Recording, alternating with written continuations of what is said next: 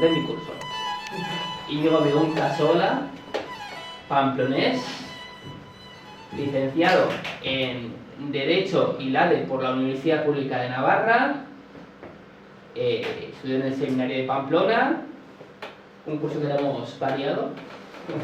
Pentateuco. El Pentateuco. El Pentateuco, éramos 5, el Pentateuco, los 5 libros, sí, así nos llamaban. Y luego pues ha sido coadjutor y párroco en la parroquia en las parroquias de Tafalla, que se ordenó, y luego ha estado licenciado en Teología Dogmática en la Universidad Gregoriana de Roma. Actualmente es formador del seminario, es el responsable delegado de pastoral vocacional y profesor del Centro de Estudios San Miguel Arcángel, del seminario y de ciencias religiosas. Da clases de teología, eclesiología, cristología, ¿hay algo que de todo? Ecumenismo, bueno, y una buena cabeza y muy bajo. Con mucha paciencia, me ha tenido que aguantar a mí 6 años. Entonces, pues, es un punto a su favor también. Pared con pared, ¿eh? Sí. Bueno, pues, bienvenido yo. Muy bien, pues, encantado. Como dice Javi, otra cosa, no, pero estudiar me tocó unos cuantos años, se ve que tenía alguna deficiencia y han dicho que se prepare bien porque si no, no hay manera, ¿no? El problema es que vuelves, estás en el seminario y como estás en el seminario te van soltando todas las asignaturas que no quiere nadie, las que se van quedando colgadas. Sobre todo después que Miquel, a quien bien conocéis, lo han pasaportado a Palencia, ¿no? Pues hay veces que me toca la sensación, habéis oído El Señor de los Anillos. Dice Bilbo en un momento dado, que se siente como mantequilla extendida sobre demasiado pan. Pues un poco así, ¿no? Es decir, como mantequilla extendida sobre demasiado pan. Que te toca tocar muchos palos y al final no profundizar en ninguno. Pero bueno, haremos lo que podamos. Me han dicho que en este curso de la Escuela de Teología y Pastoral, aquí en Zamarce, se va a abordar un poco la cuestión de Dios, ¿no? ¿Sí? ¿Os han pasado el programa? ¿Habéis podido verlo? La cuestión de Dios desde diversas perspectivas. Desde una perspectiva escriturística con Coldo, desde una perspectiva espiritual con Teresa y Eva Garay, ¿verdad? Creo que vendrá. A mí me toca otro planteamiento que es el que me tocó estudiar un poquito, que es lo de la dogmática, que es el contenido de nuestra fe. ¿Qué es lo que creemos? ¿Qué es lo que decimos cuando afirmamos que creemos en un Dios que es uno y que es trino? Menudo follón, ¿no? Habrá que es verdad, dice alguno, no follón, vamos a intentar en esta mañana sumergirnos en lo que hay. ¿Qué vamos a ver esta mañana? Vamos a abordar el tema de ese Dios uno y trino y lo vamos a abordar como en 3 pasos. En primer lugar, la cuestión de eso de Dios uno y trino en sí misma. ¿Bien? Ese misterio central de nuestra fe. A continuación, claro, si está Dios Padre, Hijo y Espíritu Santo, podríamos hacer otros 3 apartados. La cosa es que el tema en sí de Jesucristo, la cristología, es tan amplio y de algún modo creo que es más fácil que estemos familiarizados un poquito, por lo menos, con él, que lo voy a dejar de lado. Y me voy a centrar en el Padre y en el Espíritu Santo. Porque hablamos mucho de Jesús. Y por eso digo que creo que nos puede sonar más. Pero del Padre, aún algo, el Espíritu Santo, el gran desconocido, aparte de que hacemos Aitaren eta Semearen, el Espíritu Santo ni Senean, si nos pregunta el nieto, oye, ¿qué es el Espíritu Santo? ¿Qué le diríamos? Una paloma. No. Pero nos vemos ahí un poco perdidos. Entonces, como nos vemos un poco perdidos en este ámbito, yo creo que es interesante sumergirnos un poco en lo que nos resulta más lejano, más complicado. Por eso abordaremos el Padre y el Espíritu Santo. El Hijo para otra ocasión. ¿Bien? Este es el programa. Vamos a comenzar por el principio, por lo que es dirigir nuestra mirada propiamente al misterio de Dios uno y trino. Veremos 2 cosas. En primer lugar, ¿qué es eso de afirmar que creemos en un solo Dios? Y en segundo lugar, es el misterio de la Santísima Trinidad. ¿Bien? ¿Creemos en un solo Dios o no? Sí. Sí, hasta ahí estamos todos de acuerdo, ¿no? Pues vamos a ver qué es eso de creer en un solo Dios. Nuestras confesiones de fe, el credo, en misa rezamos el credo, bueno, aquí lo rezáis en euskera, ¿no? Credos, ¿cuántos os suena que hay? 2, 3. Hay un montón, pero que se usen en la liturgia 2, ¿no? El corto y el largo, para entendernos, ¿verdad? El corto y el largo. Cuando yo era crío, que no hace tantos años, lo normal era rezar el largo. ¿Os lo sabéis? Sí. Ya se nos va olvidando. Era aquel de, creo en un solo Dios, Padre Todopoderoso, Creador del cielo y de la tierra, de todo lo visible y lo invisible. Creo en un solo Señor Jesucristo, Hijo único de Dios. Dios Padre de todos los siglos, Dios de Dios, luz de luz, Dios verdadero de Dios verdadero. Sí, o sea, el credo largo, etcétera, etcétera, etcétera. No hace falta que, si me pongo a decirlo, seguro que lo digo mal. Entonces, el credo largo, ¿no? Y luego estaba el corto, que es el que ahora habitualmente solemos rezar. El credo niceno-constantinopolitano, que menudo nombre, hasta también lo tiene largo, y el credo apostólico, ¿no? En cualquier profesión de fe, sea estos dos credos, que son los que utilizamos en la liturgia, sea otros que existen, ¿qué es lo que está en el centro de esa confesión de fe? La fe en Dios. Lo nuclear de nuestra fe no es una historieta, no es una moral, no es una ley, no son unas costumbres, no son unas liturgias. ¿Qué es lo central de nuestra fe? Dios. Ese es el eje sobre el que pivota toda la acción y la vida de la Iglesia, toda nuestra esperanza. Y dentro de esta confesión en Dios, ¿cuál es el arranque? Dios como Padre. ¿De acuerdo? Por eso le vamos a dedicar una segunda parte a profundizar, porque es algo que muchas veces igual damos como por supuesto, pero que conviene profundizar en ello, ¿no?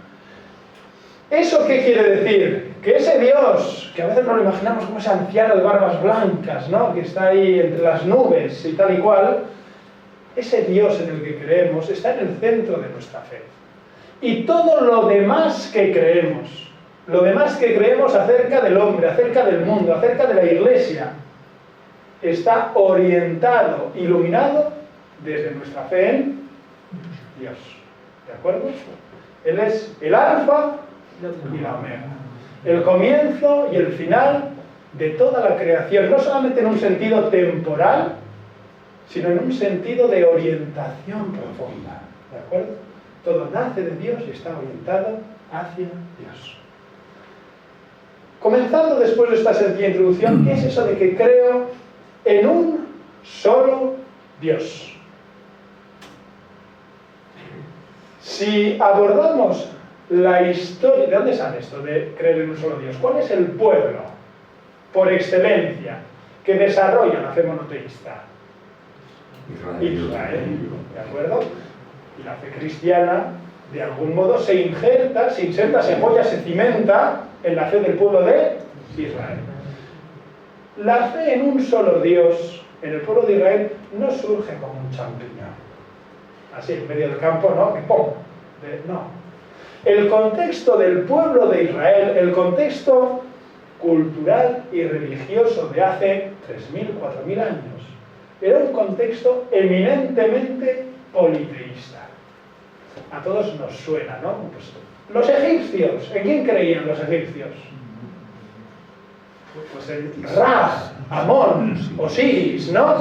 El que tenía la cabeza de gato, el que tenía la cabeza de perro, esos dioses así un poco extraños, ¿no? Los griegos ¿en quién creían? Los mitos, Baco, sobre todo en Baco, dice que la experiencia era en el vino. Pues creían en Afrodita, creían en Zeus, creían en Apolo, ¿sí o no? Los romanos, que llegaron más tarde, los romanos, ¿en quién creían? También tenían una pluralidad de dioses. Si vamos a la India, si vamos a tantísimos contextos, los dioses, de modo, esa religiosidad casi natural se dirige a una pluralidad, ¿no? Dios es lo sorprendente, Dios es lo trascendente, Dios es el rayo, Dios es el sol, Dios es el día, Dios es la noche, Dios es la tormenta, Dios es el mar, Dios es el fuego, lo que no terminamos de explicar. Y entonces, como hay muchas cosas que no terminamos de explicar, de modo natural parece que aparecen diversos dioses. Ese contexto es en el que surge la fe de Israel. Y al principio la fe de Israel supone un primer paso del politeísmo, de creer que hay muchos dioses, como los otros pueblos creían que había muchos dioses, a creer que ellos debían adorar a un solo Dios. Mono, uno, latría, devoción, ¿de acuerdo? Culto. Monolatría, solamente deben adorar a un Dios. Cada pueblo tiene sus dioses. Y nosotros, el pueblo de Israel, tenemos el nuestro. El Dios de Israel. El Dios de Abraham, el Dios de Isaac, el Dios de Jacob. Al principio la fe no es monoteísta. No se afirma que los otros dioses no existen. Solamente que tenemos el nuestro. ¿Bien? Y esa fe monolátrica se va purificando. El Señor se sigue revelando, se sigue dando a conocer. Y les va descubriendo que lo que los otros pueblos afirman que son dioses, en realidad no lo son, son ídolos. Y que Dios con mayúsculas, solamente existe uno. Del politeísmo a la monolatría y finalmente al monoteísmo. Mono, uno, theos, en griego, Dios. ¿De acuerdo? Monoteísmo. Esta es la evolución de la fe de Israel. Existe esta progresividad. ¿De acuerdo? De hecho, si vamos al Antiguo Testamento, si examinamos el libro de Deuteronomio, en el mismo encontramos una hermosísima profesión de fe de este pueblo de Israel. Shema. ¿Os suena? Sí. Escucha Israel, Shema, escucha Israel. El Señor nuestro Dios es el Señor, uno solo. Amarás pues al Señor tu Dios con todo tu corazón, con toda tu alma, con todas tus fuerzas. Estas palabras que yo te mando hoy estarán en tu corazón. Se las repetirás a tus hijos y hablarás de ellas estando en casa y yendo de camino, acostado y levantado. Las atarás a tu muñeca. Muchas veces los judíos llevan esas filacterias, no sé si se llaman filacterias, vamos, esas cuerdicas atadas en los brazos que contienen esta misma inscripción, ¿no? Las atarás a tu muñeca como un signo, serán en tu frente una señal. ¿No les habéis visto que llevan una cajica? Sí. Pues ahí también lo contienen, ¿no? Las escribirás en las jambas de tus puertas. En las casas de los judíos muchas veces tienen puesto aquí, ¿no? Un pequeño relicario con el Shema. Y un judío cuando entra y sale de su casa, lo toca, como un recordatorio, ¿no? De esa fe en el Dios único. Y en tus portales. Shema Israel.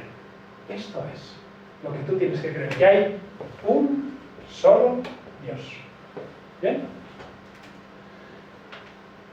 Este monoteísmo del pueblo de Israel, cuando llega Jesús, Él lo reafirma. Aquí no lo vamos a leer entero, pero a todos os sonará ese episodio en el que un escriba se acerca y le pregunta a Jesús: Maestro, vamos a hablar claro. ¿Cuál es el mandamiento principal de la ley? ¿Qué es lo esencial? ¿Qué es lo irrenunciable? ¿Y Jesús qué hace? Da ese doble mandamiento de amor a Dios y al prójimo, recordando el Shema, recordando la unicidad de Dios, recordando que el pueblo ha de tener un solo Dios. Luego, la fe en un único Dios comienza en el pueblo de Israel, continúa también, ¿no?, en Jesús. Y de hecho es algo, no nos vamos a meter por ahí, pero podríamos, ¿no?, en el estudio de la filosofía. ¿Tiene sentido filosóficamente el politeísmo? Si Dios es el absoluto en sí mismo, la concepción de Dios, el concepto filosófico de Dios, el absolutamente trascendente, puede haber muchos absolutos. Si profundizamos incluso con las solas fuerzas de la razón natural en la noción de Dios, el politeísmo enseguida se nos deshace, se nos cae. ¿De acuerdo? Pero ya digo que ese no es tanto el objeto de nuestra charla, pero simplemente que lo sepáis, ¿no? Encaja, incluso racionalmente, de un modo más fuerte, de un modo más evidente, de un modo más claro, una concepción monoteísta de la religión. En el Antiguo Testamento, seguimos ahí, descubrimos que Dios revela su nombre. La cuestión del nombre, en el Antiguo Testamento, si habéis hecho algún curso de Biblia, el nombre siempre tiene una importancia crucial. El nombre de los personajes bíblicos expresa de algún modo su misión, expresa de algún modo el para qué de su existencia. Abraham, sal afuera, cuenta las estrellas, así será tu descendencia, tú serás el padre de un gran pueblo. Ya no te llamarás Abraham, sino que te llamarás Abraham. Tú eres Pedro, Simón, que no te enteras, pero Simón, tú vas a ser Pedro. Y sobre esta piedra edificaré mi iglesia, ¿no? El nombre en el Antiguo Testamento y en el Nuevo Testamento, la concepción bíblica, tiene una importancia crucial en cuanto que expresa la identidad más profunda del sujeto, su vocación, su misión en medio de este mundo. Pues también el nombre de Dios se va revelando en la historia de la salvación. Aquí os pongo una imagen, esta es una capilla preciosa que conocí cuando estuve en Italia, en un pueblito que se llama Cori. Es una capilla poco más que la sala que estamos, un poco más estrecha, que tiene representada toda la historia de la salvación, como veis, en escenas, ¿no? El Antiguo y el Nuevo Testamento. ¿Qué es la historia de la salvación? ¿Qué es? Sino la revelación progresiva de esa identidad del único Dios. Un Dios que por medio de lo que hace va revelando progresivamente lo que en sí mismo es. ¿De acuerdo? Es un poco lo mismo que nos pasa a las personas. Yo acabo de llegar y han dicho, pues este es un fundamento que nos habían dicho a las 10. Y resulta que, ay no, pero ha habido una confusión, te haces una imagen, ¿no? Y si siguiese viviendo un montón de días, pues poco a poco me iríais conociendo, y yo os iría conociendo, ¿no? Todo conocimiento en el fondo tiene ese carácter naturalmente progresivo, ¿no? Y el Dios de Israel también tiene ese carácter en su revelación progresivo. Dios no coge el primer día y espera, Abraham, vas a ser casi el primero, pero mira, toma este tocho y estúdiatelo. Esto es lo que yo soy. No. En sus hechos, en su estar presente al lado del pueblo, en su acompañar la historia, las andanzas, las penas y las alegrías de aquellos judíos, Dios va manifestando lo que en sí mismo es. Y por eso, en esa progresividad, vamos viendo cómo, pues cuando Israel era un conjunto de tribus nómadas que andaban de aquí para allá, Dios era el que acompañaba al pueblo, el protector, el defensor, frente a los peligros que lo acechaban. Antes de instalarse en Canaán, una vez que habían salido ¿de dónde? De Egipto, ¿no? Dios se revela como el Dios que hace una alianza con su pueblo. Una vez que ya está instaurado el reino de Judá, Dios aparece ligado de algún modo a esa institución política de la monarquía de Israel, ¿no? Y Dios será el que enviará un Mesías. En la época de los profetas se va purificando con más fuerza esa imagen de Dios y se va revelando y manifestando como un Dios único, trascendente, universal. Luego veremos qué quieren decir estas cosas. En el periodo persa, en la época en la que el pueblo está en el exilio, en la que todas las esperanzas mesiánicas se habían venido abajo, en medio de la desesperación y el sinsentido, Dios se sigue revelando como un horizonte de esperanza, la apocalíptica. Confía en mí, que más allá de las desgracias y penas presentes, la victoria está de mi mano. Progresividad de esa revelación de Dios. Y el punto de algún modo culminante, paradigmático, el cenit de esa revelación de Dios en el Antiguo Testamento, lo encontramos en ese conocidísimo episodio de la zarza ardiente. Que no lo vamos a leer porque creo que todos lo conocemos de sobra, ¿no? Israel que pastorea el rebaño de su suegro Jetro por el desierto, de repente ve un espectáculo admirable. Una zarza que arde sin consumirse. Voy a acercarme a ver esta cosa tan extraordinaria. Y cuando se acerca escucha su voz, esa voz, descálzate, porque el terreno que pisas es terreno sagrado. Y ahí Dios le dice, he visto la opresión de mi pueblo, quiero salvarlo, vete en mi nombre. ¿Y quién les diré que me envía? Yo soy el que soy. Dios se revela y manifiesta como el que es, como el que de algún modo se encuentra en el origen y el fundamento más hondo de toda existencia. Y es curioso que esta revelación de Dios como el que es tiene un carácter un tanto paradójico. ¿Qué es una paradoja? Algo que parece contradictorio, ¿verdad? Una paradoja es algo que es como una moneda que tiene dos caras. Por un lado parece una cosa y por el otro parece otra, ¿no? Esta revelación de Dios es paradójica. Porque Dios verdaderamente se revela. Dios verdaderamente se da a conocer. Pero al mismo tiempo sigue manteniendo y conservando su misterio. Sigue siendo una realidad trascendente que nos desborda, que escapa a nuestra comprensión. Esto sonará, ¿qué es? Aquí, culturilla. Esto es para que lo veáis, para que lo vieseis. El tetragrama divino. Esto, los hebreos escribían, como muchas de esas lenguas orientales, en origen solamente las consonantes. Estas letras así como cuadradas, ¿vale? ¿Veis? Estas 4, 1, 2, 3 y 4, son las consonantes de Yahvé. ¿Bien? Y luego en siglos posteriores empezaron a escribir estas mosquicas, por arriba y por abajo, que son las vocales. Y los judíos, por el nombre de Dios, tenían un respeto y una veneración increíbles. Un judío nunca haría lo que yo acabo de hacer. Decir, pronunciar el nombre de Dios, el nombre de Yahvé. Alfredo López Vallejos, a quien algunos conocéis, ¿no? Un cura de la diócesis muy mayor, que ha sido muchos años profesor de liturgia, una estudiosa privilegiada, que estudió hebreo. Una vez estaba en una sinagoga con un grupo, con el rabino, tal y cual, y le preguntaron, los judíos no decoran con imágenes, están prohibiciones a hacerse imágenes, ¿no? Entonces las decoraciones que tienen en sus templos, en las sinagogas, son a base de escrituras, normalmente, ¿no? Y le pregunta uno de los grupos, oye, Alfredo, ¿qué pone ahí? Típica inscripción en una cornisa. Y el otro, hombre, ya te lo leo. No sé qué, no sé qué, no sé qué, no sé qué, ya ve, no sé qué, no sé qué. Y el rabino que estaba... casi le da un síncope. Porque el nombre de Dios nunca se pronuncia.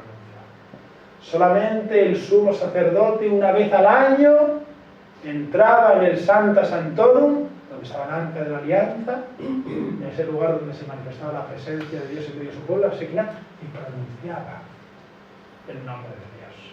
¿De acuerdo? Esa tensión entre desvelarse y mantenerse en el misterio. ¿De acuerdo? Ese carácter paradójico de la revelación de Dios.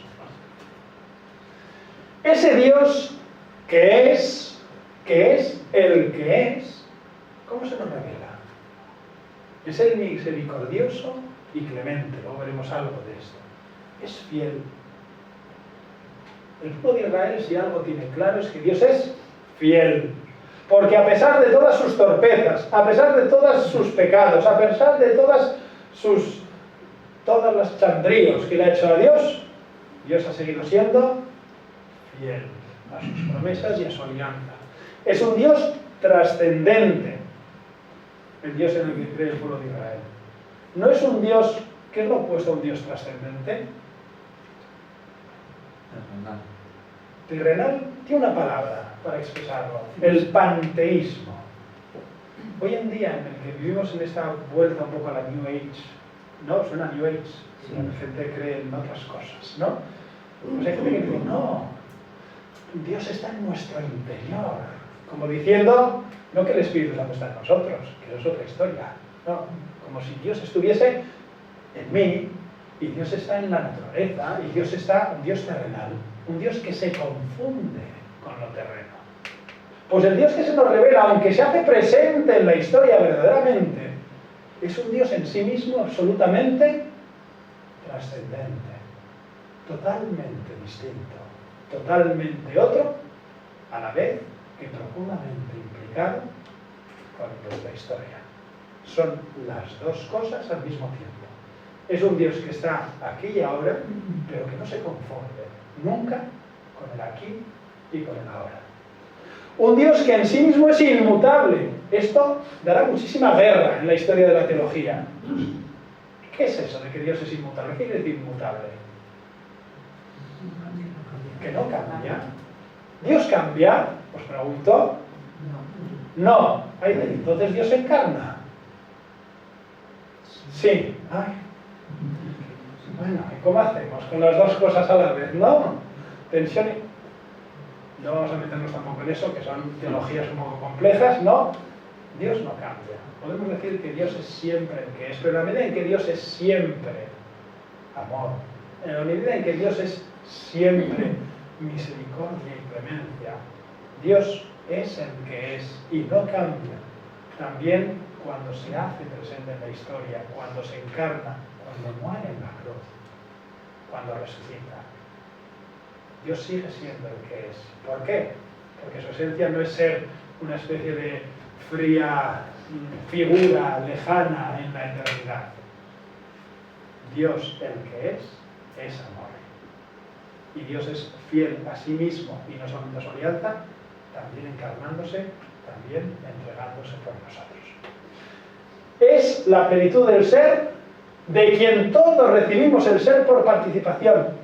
Esta frase es un poco compleja. Quiere decir que si tú eres, si tú existes, si esta naturaleza tan preciosa que tenemos alrededor es real, ¿bien? Dios, el que es, por antonomasia, Dios, el que es en origen, nos da a cada uno y a cada cosa la posibilidad de ser.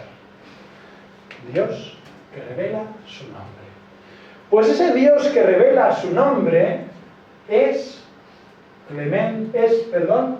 verdad y amor. Aquí aparece este pasaje en el que Moisés le pide al Señor, ¿no? Verle, contemplar su rostro. Dios que le dice que le va a ver la cara, ¿no? Verás como mucho mi espalda. Me verás un poco de lejos. Son imágenes, figuraciones que nos intentan demostrar todo el tiempo cómo se mantiene esa paradoja, ese carácter verdadero de la revelación, a la par que verdaderamente Dios sigue siendo trascendente y misterioso. Las dos cosas al mismo tiempo. Y en esa revelación, en ese ver la espalda, Moisés descubre a un Dios que es rico en clemencia y lealtad, lo que está aquí en negrita, ¿no? Es la experiencia, la caricia de la ternura de Dios que también va descubriendo el pueblo de Israel. Ese Dios que es verdad. ¿En qué sentido Dios es verdad? ¿En qué sentido creemos en Dios que es la verdad? Los que han estudiado latín, aquí tenemos una eminencia, ¿no? A nosotros se nos pierde, porque el latín estudiamos igual un poquito en el bachiller, o algo así, ¿no? Y ya lo tenemos en la noche de los tiempos. El latín, que es muy rico en matices, dice del verbo creer, se puede decir, digamos, de tres maneras. En latín puedo decir credere deum. Creo en Dios en el sentido de que Dios existe, como si yo... Oye, a mí me han contado, ¿no? Que hay no sé cuántos planetas, ¿no? Allá afuera. Yo alguna vez he cogido una nave espacial y he ido a verlos. ¿Tú? Yo no. ¿Alguno? Ninguno, ¿no? Pero bueno, es plausible, te lo explican. Bueno, pues te lo crees, ¿no? Creer que algo es real. ¿Bien? cuanto que objeto de conocimiento. También podemos decir que creemos en Dios en el sentido de credere Deo, creer a Dios, creer lo que Dios me dice. Creer que la Biblia, en cuanto que tiene a Dios detrás, es verdadera. ¿De acuerdo? Como el maestro que me dice que hay no sé cuántos planetas, como me parece que mi maestro, mi profesor, es alguien bien formado, me fío. ¿De acuerdo? Nuestra fe en Dios, nuestro creer que Dios es verdad, es como estos dos primeros creeres. Creemos en Dios como un conocimiento. Yo me acuerdo cuando estudié los planetas, me decían que los planetas eran Mercurio, Venus, Tierra, Marte, Júpiter. Ah, ¿ya os habéis equivocado? ¿Vosotros también lo enseñaron mal? Sí, porque Plutón, que todos lo estudiamos que era un planeta, resulta que ahora ya no es un planeta, ahora es un no sé lo qué. Bueno, han cambiado. ¿Os ha cambiado algo en la vida? A mí tampoco. ¿No? Aquello que creemos en cuanto que conocimiento muchas veces no tiene una incidencia en nuestra vida real. Te lo cambian y te da lo mismo, porque la vida no te va en ello. Es lo mismo que el profesor. Cuando eras pequeño te parecía que tu profesor sabía una barbaridad. La señorita Juanita, que te daba clase cuando eras pequeño, te parecía que era una eminencia, porque te había enseñado que 2 y 2 son 4. Luego descubres que la señorita Juanita, que hacía muy bien su trabajo, pues hombre, tampoco es que fuese una eminencia. Sabía lo que tenía que saber para hacer, ¿no? ¿Verdad? ¿Creemos en Dios en ese sentido de que nos parece una eminencia? Y que si mañana dejas de ser una eminencia, entonces, bueno, no pasa nada. No.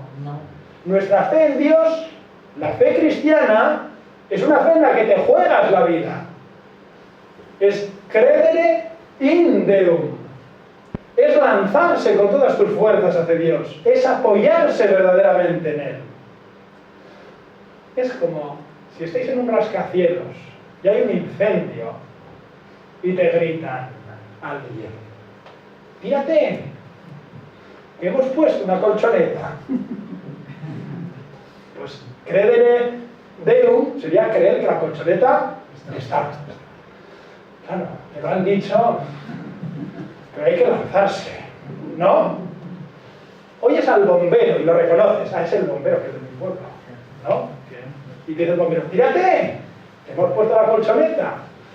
Crédele Deo. Pues igual te inspira un poco más de confianza, pero aún así sigue siendo el bombero que me voy a tirar. Pero estás en medio de las llamas, te están quemando.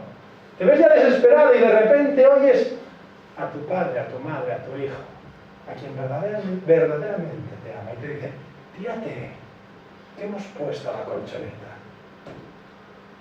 La cosa cambia. Allá te fías, ¿verdad? Nuestra fe es eso, es creer no en una verdad, no en alguien que nos dice la verdad, es creer en una verdad que nos juega la vida entera.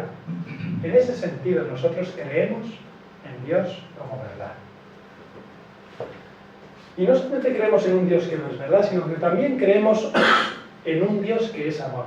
He puesto ahí esos 3 números del catecismo, que no los vamos a leer, pero si queréis de tarea para casa, pues los podéis apuntar: 219, 220 y 221, que van seguidos, que nos describen, nos elencan, nos recogen momentos en los que la Escritura tiene expresiones preciosas, que nos describen cómo es ese amor de Dios. Como el amor de un padre a su hijo, más fuerte que el amor de una madre a sus hijos, más que un esposo a su amada, un amor que vence las infidelidades, un amor que incluso le lleva a Dios a entregar a su propio hijo para que nosotros tengamos vida y vida en abundancia. Joder, eso no es cualquier cosa. Eso es algo profundo, eso es algo rico, ¿no? Un amor que es eterno. Los montes se correrán, las colinas se moverán, pero mi amor no se apartará. Y fijaos San Donato, la del tiempo que lleva ahí parado, ¿eh? Pues antes de caer a San Donato, y que el amor de Dios se menee de donde está.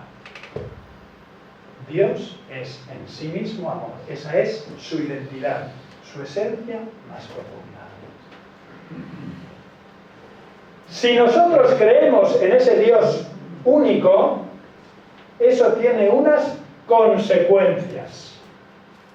No es simplemente una idea así, para una charla, ¿no?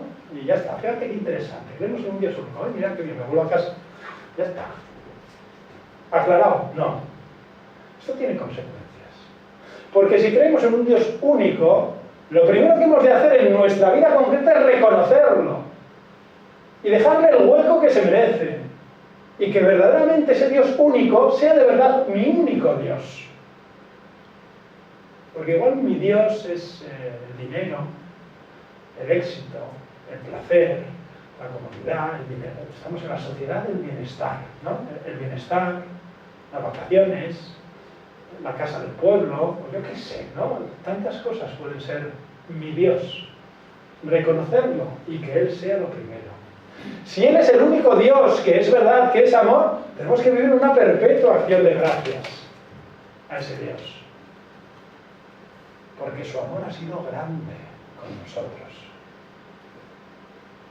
Si hay un único Dios, y ese único Dios es el único Dios verdadero, entonces todos los hombres, de algún modo, en cuanto que criaturas suyas, como veremos, somos hermanos. Yo no puedo mirar al otro como si fuese ese o esa, ¿no? Y decir, no, yo creo en un único Dios. Un único Dios nos hace de algún modo una única familia. A todos. A los que creen y a los que no creen. A los que son de aquí y a los que son de allá. A los que son de mi cuerda y a los que no son de mi cuerda.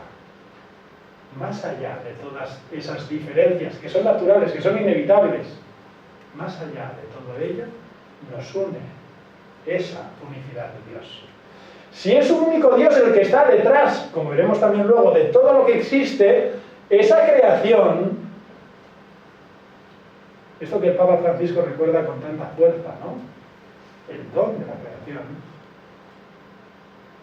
pues hemos de cuidarlo, hemos de custodiarlo.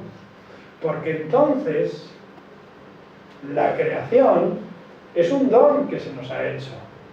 No es algo que nos podemos apropiar y exprimirlo como un limón, ¿no? A nuestro servicio, ¿no? Hemos de participar también con la creación en esa misma acción de gracias y en esa misma, de algún modo, tarea de llevarla a plenitud. Y por último, la fe en un solo Dios me ha de llevar a la confianza. Porque ese Dios es de verdad. Porque ese Dios verdaderamente alienta, sostiene cuanto existe. Verdaderamente está detrás de mi vida, alfa y omega. Como origen y como destino último. Confía siempre en Él. ¿De acuerdo? La fe en un único Dios. Primer punto. Segundo apartado que vamos a abordar en este primer bloque. Un Dios uno, primer elemento que hemos visto, pero un Dios que al mismo tiempo es trino, tres personas. Esto lo explicas por ahí, la gente te dice, esto están pillados, esto mucha lógica, así, mirado de fuera, no tiene, ¿no? Pues vamos a ver cómo sí tiene una lógica detrás. Primero quiero leer este número del Catecismo. Un número del Catecismo que afirma cómo el misterio de la Santísima Trinidad, que parece que no nos importa mucho, ¿no?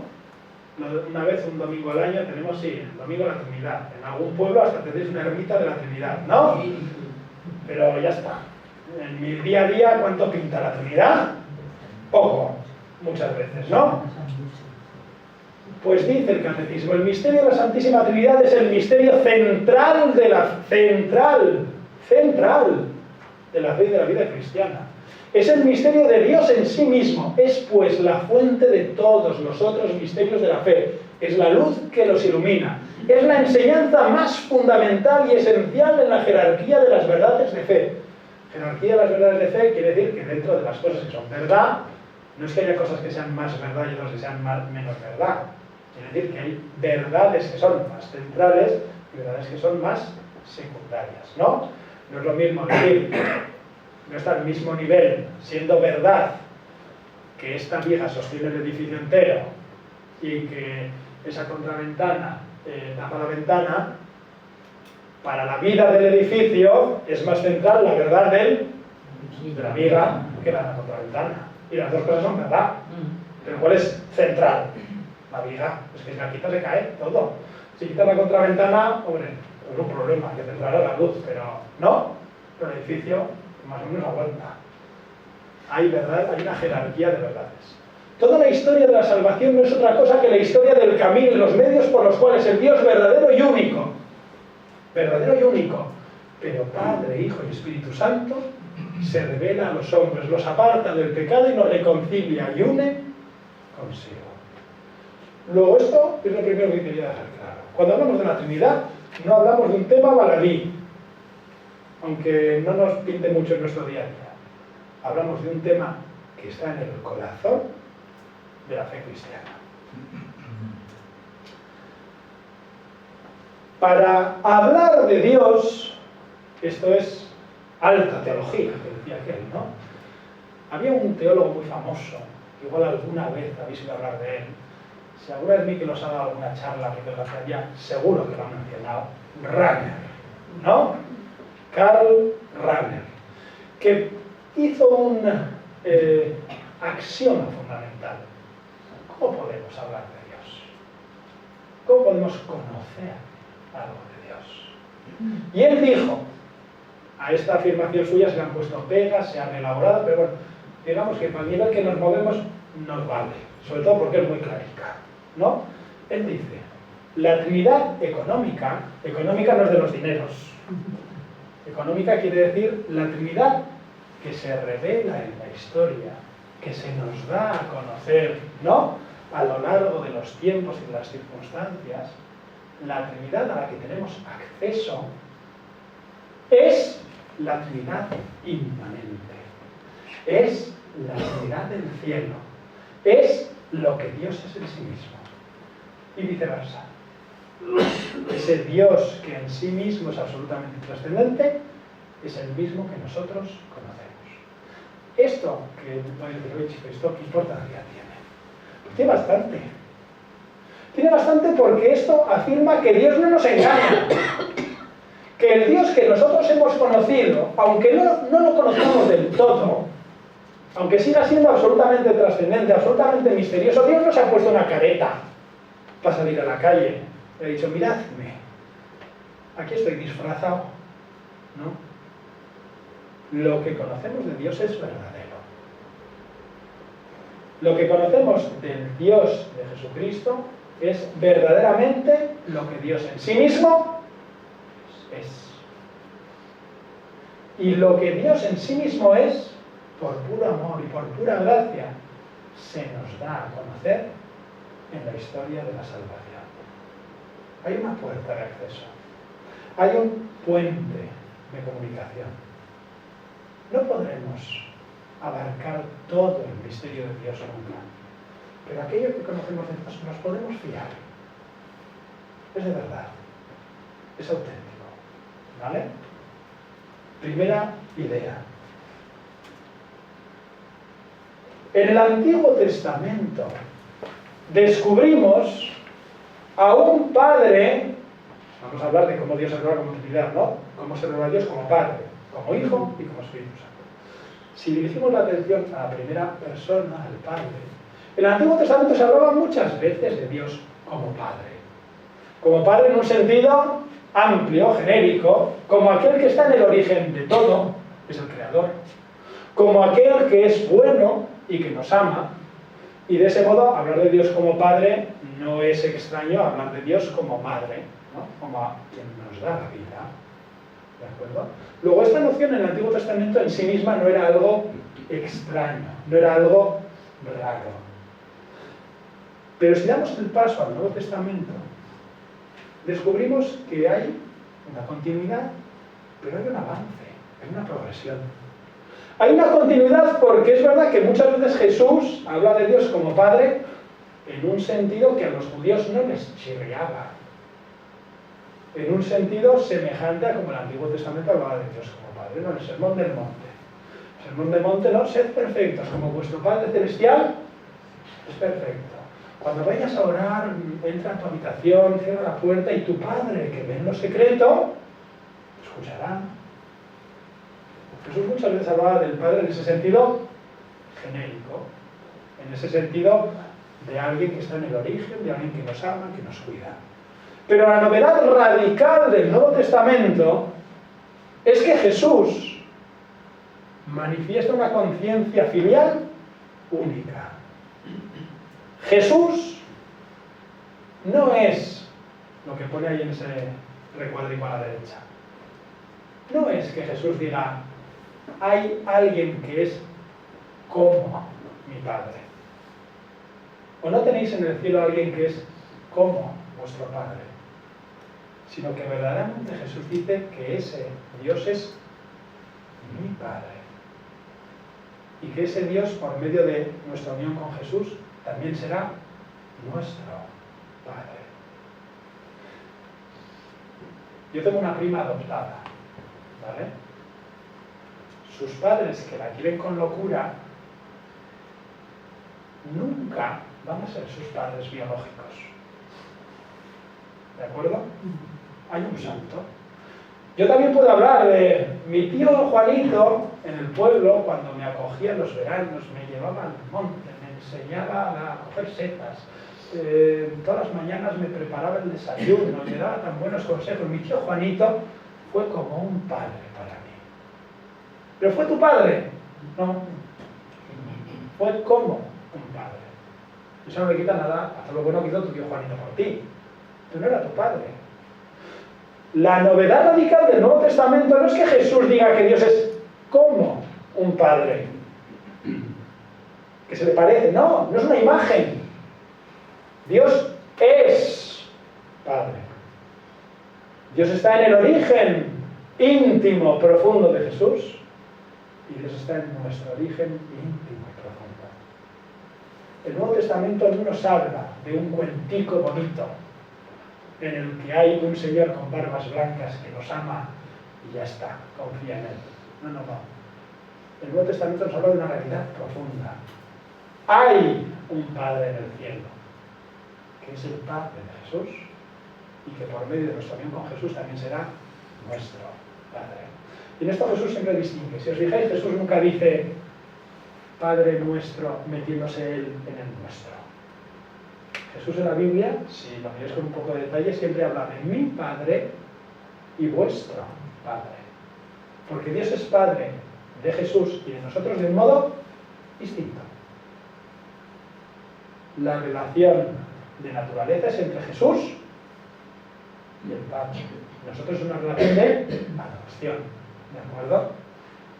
Como un primo, que son verdaderamente sus padres, pero no lo mismo. ¿No? ¿Bien? La buena noticia del Nuevo Testamento es que Dios, ese Dios único, ese Dios trascendente, ese Dios que se ha revelado amoroso para ese pueblo, tiene un hijo con mayúsculas. Y ese hijo es eterno. Y ese hijo es Dios como el Padre. Y entre ese padre y ese hijo hay una relación inmediata, estrechísima, cercanísima. Hay una identificación, hay un mismo plan, hay una misma voluntad, hay un mismo deseo. Hay una intimidad que le lleva a Jesús a hablar de ese padre de un modo que sus contemporáneos considerarían seguramente sacrílego. Abba. En hebreo, padre se dice Ab. Como le falta la última consonante, la última vocal, perdón, es una expresión difícil de decir para un niño. Parece que se te traba la lengua. Entonces los niños hebreos no decían Ab, decían Abba, que es más fácil de pronunciar. Pues Jesús se dirige así al Padre, a su Padre, con esa ternura, con ese cariño, con esa confianza, con esa intimidad. Papá, esto es la buena noticia del Nuevo Testamento. Un padre, un hijo, ¿no? ¿Y ese hijo cómo es? Dice el Nuevo Testamento, ¿no? Frases escogidas. El verbo en el principio estaba junto a Dios y era Dios. Prólogo de San Juan. Dice Pablo en la carta a los Colosenses, ¿no? Es imagen de Dios invisible. Dice la carta a los Hebreos, es el resplandor de su gloria y la impronta de su esencia. Lo que la teología irá progresivamente elaborando, poco a poco, es que entre ese Padre y ese Hijo hay una relación de consustancialidad. Que la naturaleza de ese Padre, la naturaleza divina de ese Padre, es también la naturaleza del Hijo. Y los dos comparten una naturaleza divina. Eso es. Consustancialidad. En griego, que es el término original que usó el Concilio de Nicea del año 325, en griego es... ¿Cómo es? Consustancial. ¿En griego? ¿Cómo que no sé? Joder. Homoousios. ¿Vale? Homoousios. Homogéneo. Es que es homo, lo mismo, ¿no? Homosexual. El mismo sexo, ¿no? Homoousios. Homo, el mismo, ousía, la misma naturaleza, la misma sustancia. ¿De acuerdo? El Padre y el Hijo comparten una misma naturaleza. Tú sí que eres carne de mi carne, huesos de mis huesos, ¿no? Se ve entre un Padre y un Hijo esa misma identificación natural, física. Dios no es que sea físico, pero Dios, Padre, cuando contempla a su Hijo, contempla algo de su misma naturaleza. ¿Bien? ¿Sí? Consustancialidad entre el Padre y el Hijo. Hemos visto el Padre, hemos visto el Hijo. ¿Quién nos falta? El Espíritu Santo. El Espíritu Santo, que pongo ahí es interrogante, porque el Espíritu Santo es ese desconocido. Es lo complicado. Y si nos preguntan, lo que nos sale a todos, como a su nombre, Nati. como a Nati, pues la palomica, ¿no? Es lo que a todos nos viene a la cabeza. Si cuando ha dicho la palomica lo ha clavado, porque es a lo que a todos nos sale. Es una imagen que nos ayuda a expresar una realidad que es más compleja, una realidad que sobre todo nos desveló Jesús en la última cena. No solo, pero de un modo muy más envolvente ahí, ¿no? Cuando les dijo, no os preocupéis, no os voy a dejar solos. Me iré, pero os dejaré un paráclito, un espíritu defensor, ¿de acuerdo? Que os guiará hasta la verdad plena. El Espíritu Santo. ¿Cuándo se revela el Espíritu Santo? ¿Cuándo se nos da a conocer este gran desconocido si hacemos un recorrido por el Nuevo Testamento? En el bautismo de Jesús aparece el Espíritu Santo, ¿no? ¿Cuándo aparece ahí? ¿Y entonces qué pasa? ¿Quién sale? La voz del Espíritu Santo, una paloma. ¡Una paloma! Si es que está todo ahí. Entonces aparece la paloma. Esa voz de lo alto, ¿no? Este es mi Hijo, el amado, escuchadme. Y el Espíritu Santo que desciende, una forma de expresar, ¿no? Esa unción, ese envío del Espíritu Santo que reposa sobre el Hijo, sobre Jesús, para acompañarlo y guiarlo en su misión, ¿no? Cuando Jesús manda a bautizar a sus apóstoles y les dice, id al mundo entero y proclamar la buena noticia, y bautizar a todos en el nombre del Padre y del Hijo y del Espíritu Santo. Jesús habla del Espíritu Santo. En el libro de los Hechos de los Apóstoles, todo el libro de los Hechos de los Apóstoles es de algún modo como el Evangelio del Espíritu Santo. Es el relato de cómo aquellas primeras comunidades vivían encendidas, impulsadas, sostenidas, animadas. ¿Por quién? Por el Espíritu Santo. El Espíritu Santo y nosotros hemos decidido dijeron en el Concilio de Jerusalén. Tenía una conciencia de que Jesús no los había dejado solos, de que Jesús verdaderamente los acompañaba, los guiaba y los sostenía.